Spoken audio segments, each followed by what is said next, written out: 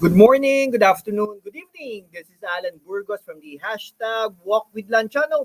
Welcome and welcome back to our channel. Guys, if you are not yet subscribed to our channel, please do it so now so that you can be a part of this growing family. We are now officially 8,395 subscribers. Konti na lang tayo guys, magna 9,000 subscribers na tayo. Of course, this is not impossible. With your help, we can be able to attain this milestones. Thank you so much, guys. God bless you all. Mahal na mahal ko po kayo. I love you all. Mag-iingat po tayong lahat. Okay, so pag-usapan po natin ngayon yung tungkol sa Maynila, no? Okay? So medyo sumagot na po, no? Medyo sumagot na si Yorme Isko Moreno sa mga pakiusap, no? Sa mga pakiusap ni Mayora Hani Lacuna, no? Lumabas na rin po ang survey. No? Siyempre, ang survey ay talagang panalong-panalo ang ating manok, no, na si Isko Moreno, si Yorme Isko Moreno, hindi dahil lang sa kasikatan nito ha. Against tayo sa mga ibang artista na tumatakbo sa politika, lalong-lalo na kung wala naman itong napakinabangan, no? O wala namang kapaki-pakinabang sa kanya o walang magandang ginawa para sa bayan. Pero iba si Yorme, no? Iba si Yorme Isko Moreno, no? Isang termino lang, talaga namang nakita na, no? Nakita na ang kapakinabangan ng lungsod ng Maynila. Actually, noong 2022, ipinanawagan natin yan kay Mayor Isko Moreno, Yorme Isko Moreno, na wag na siyang tumakbo sa pang-nasyonal. Wag na siyang tumuloy bilang Pangulo ng Pilipinas dahil nga naman mas kapaki-pakinabang siya dyan sa Maynila at tingin natin come 2028, pag ito ay napaganda niya like Singapore, for sure naman, mapapaganda niya ito, ay talaga namang pwede siya maging Pangulo ng bansang Pilipinas. Ngunit hindi po ganun ang nangyari, no? Hindi po ganun ang nangyari, tumakbo po siya. Anyhow, tapos na po yun, no? Ngayon ay 2024, papunta po tayo sa midterm election. Okay? Magkwenta po tayo. Kung 2025, may elect siya bilang mayor ng Maynila hanggang 2028. Okay? O again, huwag tayong uulit ha. Dapat we should have learned our lessons. Huwag tayong uulit ng 2022. Huwag po siya tumakbo ng 2028. Ituloy po niyan ng pagka-mayor hanggang 2031. Okay? O, ito. Okay? 2031. Okay? Huwag siyang tatakbo senador.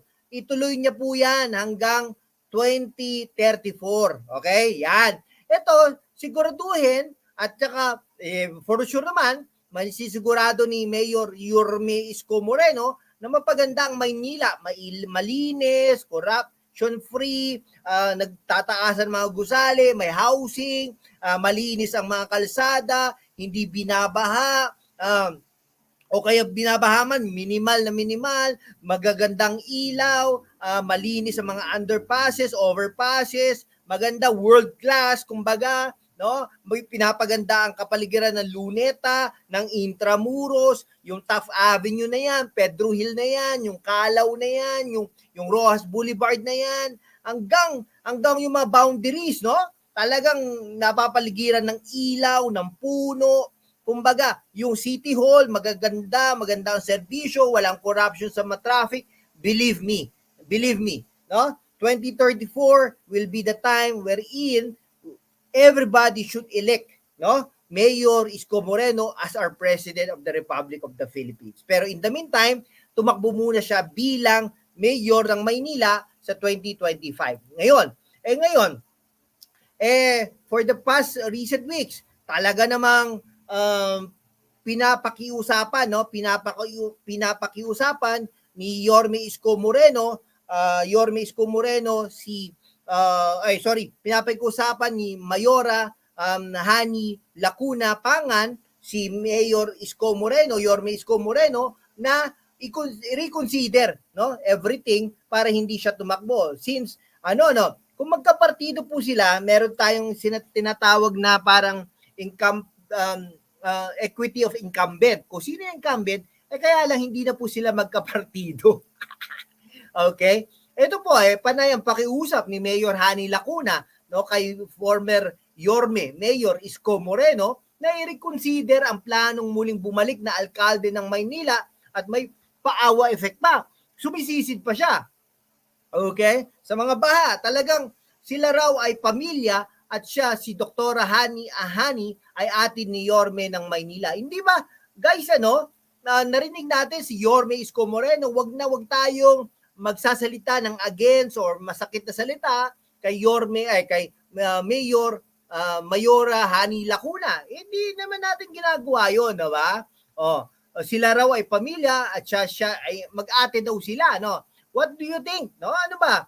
Para ito dapat nakakaramdam si Mayora Hani Lacuna na sa 2025 mayoralty race, imbes na siya iliyamado, siya ang alkalde na dihado. Nako po.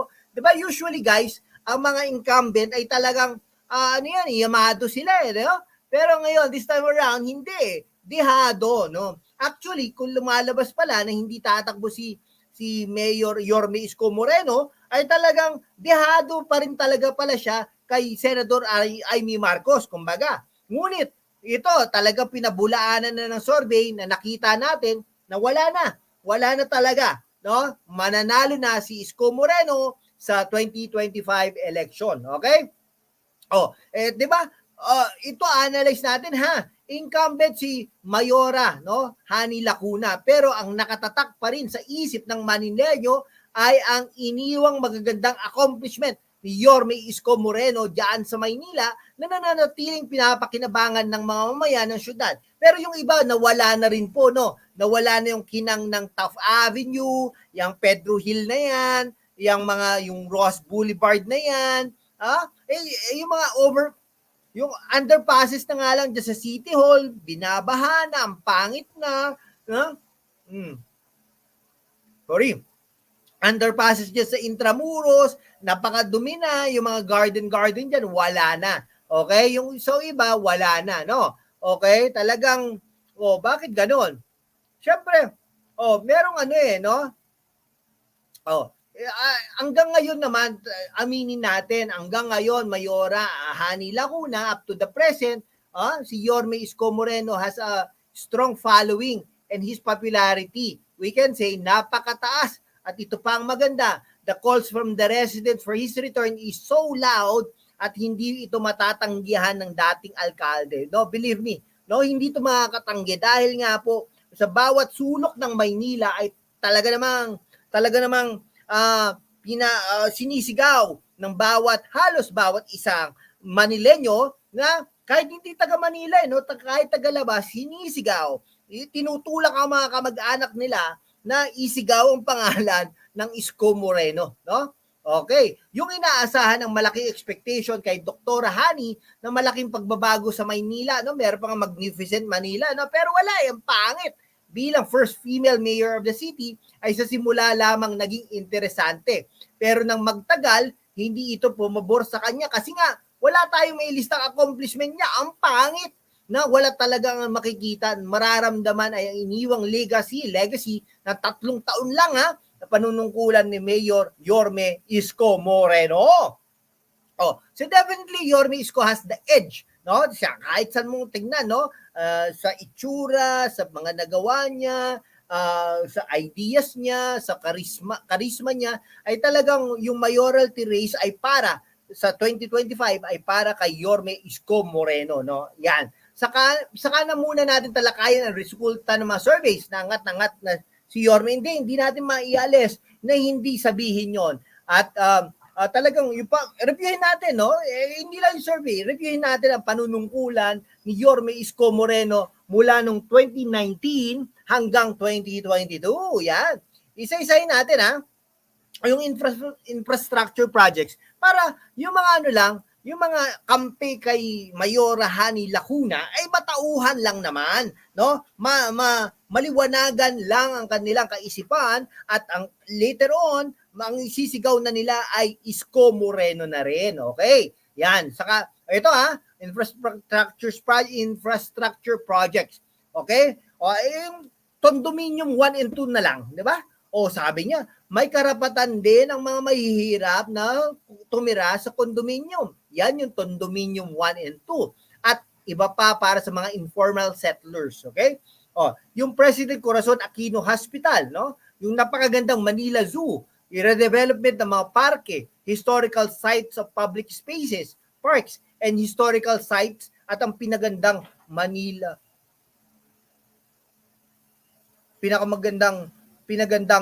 City Hall. Yan. Okay? Mga programa tulad ng free medical services, no? Yung scholarship sa kolehiyo at universidad at mas pinalakas na ayudang pinansyal sa mahihirap na komunidad, lalo na sa mga seniors, PWDs, solo parents at livelihood programs anya, di ba? O, di ba sikat na sikat si pangalan to, Yorme Isko Moreno dahil diyan, di ba? Yan. Okay. Oh, tapos sa ganda ng programang ito, madalas ay buwibisita ang mga alkalde mula sa iba't ibang lungsod at munisipalidad upang gawing modelo nila ang best practices sa City Hall sa pamahala ni Isko Moreno, no? May balitaan ba kayo na nagpatuloy ang paghahangang ito ng liderato ng Maynila sa panahon ng incumbency ni Mayora Hani Lacuna? Mayroon po ba? Pakisabi nga po diyan kung meron, no? Meron siguro pero ito ay duplication lamang sa programa ni dating Yorme Isko Moreno at wala pang bagong nakikita sa Maynila. No? Ang dumi. Sino makakalimot na mabilis na kilos ni Yorme ng pananalasa ng pandemyang COVID-19? Hanggang ngayon, maalang public health and safety programa niya tulad ng COVID hospital, pinagbuting serbisyo at pasilidad sa mga ospital ng Maynila na kahit hindi Manileño, sinerbisyuhan ng libreng vaccine versus COVID at iba pang uri na sakit. May itinayo agad si Mayor Isko na quarantine facilities, mass testing at mga medical health personnel. Sila mismo ang nagpupunta sa mga lugar na may matataas na record ng tinatamaan ng COVID-19. At yung dating malinis na kalye ng Maynila na iniwan ni Yorme, malinis pa ba? Nako po. O ngayon ay balik sa pagiging dugyot at laganap ang kriminalidad. Ang taas ng paniniwala ng maraming negosyante at investor sa Maynila nung nasa City Hall si Yorme Isko Moreno at sumigla ang turismo, no, rather, sa syudad. Base sa ganitong accomplishment ni Mayor Isko, ang mga butante ng Maynila ay magbabase sa mga nagawa nila, nakikita at gumaganang magagandang programa na sinimulan niya. At ito ang nakatanim sa isip ng mga butante, mga Manileño at kahit mga butante sa ibang syudad na tinitingala ang super liksi at maayos na liderato ni Isko Moreno, no? Kahit ano pa ang pakiusap ni Hani May Lacuna, no? Doktora Hani Lacuna Pangan, wala nang atrasan pa kasi nagdeklara na unofficially si Isko Moreno and is busy in projecting himself to the public eye, lalo na sa mga Manileño. Busy na siya ngayon sa mga meeting sa kanyang matapat ng mga supporters at nararamdaman ang kanyang presensya sa mga caucuses at social media. Proactive ang mga kilos ni Mayor Isko Moreno sa kanyang mga pahayag tungkol sa pamamahayag ng mahalagang isyong pambayan at ito ay malaking factor upang laging maitanim sa isip ng mga butante. Siya si Isko ay dapat nga bumalik sa City Hall at magsilbi dyan sa Maynila at muling maramdaman ang ningning ang sigla ng syudad. Napakaganda ng mga ilaw napakaganda ng mga ilaw ng mga puno, no? Kahit nung wala na sa City Hall, patuloy siya sa kanyang community projects, lalo na sa edukasyon, health services at ang advocacy niya ay nakatuon palagi sa sektor ng mahihirap at mga walang trabaho at kung paano matutulungan ang maliliit na negosyante. Political observance picture Isko as proactive and concerned leader. Nananatili pa rin sa magandang vision at mission niya sa Maynila sa kinabukasan ng mga mamamayan ng syudad. Kaya mataginting ang local party niya na Bagong Maynila. No, nako, wala nang Asenso Manila. Bagong Maynila, isa rito ay pagbabago anyo ng Maynila, isang program ng urban renewal at sa pagbabalik ni Moreno sa City Hall, maasahan ang muling pagsigla ng infrastructure projects, ang pagtatayo ng housing units, pagpapaganda ng bawat sulok sa lungsod, at ang pagpapasigla sa mahalagang ambag sa kaysaysayan ng bansa ng kabisera ng Pilipinas. Kailangan maibalik ang kalinisan ng Maynila at pagsugpo sa krimen sa maayos na pagbabalikatan ng pulisya ng mga mamayan para masiguro ang kaligtasan ng mga residente at ang milyong-milyong Pinoy sa dayuhan na bumibisita sa syudad para sa kanilang mga opisyal at personal na lakad ng mga transaksyon. No? Yung Arroceros Park na napanatili na ang green spaces at ang kasiglahan ng maliit na negosyante. No? Wala tayong magandang balita tungkol sa programang maayos tungkol sa pagbawas ng polusyon at maayos ng waste management. Base sa legacy ni iniwan ni Yorme Isko Moreno na hindi nasundan ni Dr. Lacuna. Batay sa mga surveys, kung ngayon ang eleksyon, masakit sabihin ang karaniwang sinasabi ng mga kanto boy. Kakain ng alikabok sa karera sa City Hall ang mga kalaban ni Yorme Isko Moreno. Kahit sino pa, kahit si Mayora Hani Lacuna. No? Samantalang patuloy ang pagdami ng suporta kay Isko Moreno at nalalagasan na ang mga kabig ang nakaupo sa City Hall nang tanging sinasabi ay ang pakiusap, ang panawagan na sana ang pagiging pamilya nila ni Yorme Isko ay umiiral at hindi ang politika. Nako po. Pero ang sabi ni Yorme Isko Moreno, ang pagkakaibigan o pagiging mag-ate at relasyon parang isang pamilya ay natatapos kung ang nakataya ay ang kapakanan, kabutihan ng mga mamayan ng Maynila. Tama na unahin ni Moreno ang kapakanan ng mas maraming Manileño na ito kung tutusin ang tunay niyang pamilya nung siya ay maging ama ng lungsod noon at nais niyang bilang ama ng Maynila, ibabalik niya ang sigla, ningning at syudad at ang pagbabago ng bagong Maynila. Tama kay Yorme Isko Moreno. Matatapos ang pagkakaibigan, personal man o politika, kung nakataya ay kapakanan at kabutihan ng mamamayang Manileño. Saludo ako sa iyo, Yorme Isko Moreno. Wala rito ang personalan, tama at maayos na serbisyo lang at iyan ang nais ni Yorme Isko Moreno. Yan. Okay, sige. Maraming salamat po sa inyong lahat. No? Sana po natapos nyo ang ating diskusyonan sa ating mabuting Yorme Isko Moreno. Mabuhay po kayo. God bless you all.